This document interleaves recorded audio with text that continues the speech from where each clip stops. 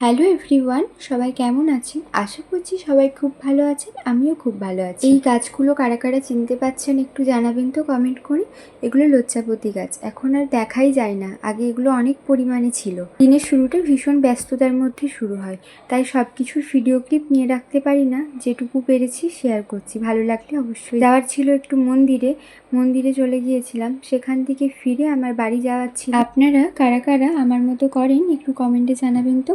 ভীষণ মন খারাপ হলে পছন্দের জায়গা বা মন্দিরে গিয়ে বসে থাকেন, তারপর তার কোনো ভিডিও ক্লিপ নেওয়া হয়নি। তারপর আমরা বানাতে বসেছিলাম। এটা বানিয়েছে আমার দিদির মেয়ে, কারণ ও ভীষণ সুন্দর হাতের কাজ করে। ওর প্রত্যেকটা কাজ ভীষণ রকমের সুন্দর। আমি পরের বারে যখন যাব তখন অবশ্যই ভিডিও করে আপনাদেরকে দেখাবো। ও অনেক কিছু হাতে বানিয়েছে, তো ওর কাছ থেকেই আমি শিখে এটা একটু বানানোর চেষ্টা করেছিলাম ওর হেল্প নিয়ে।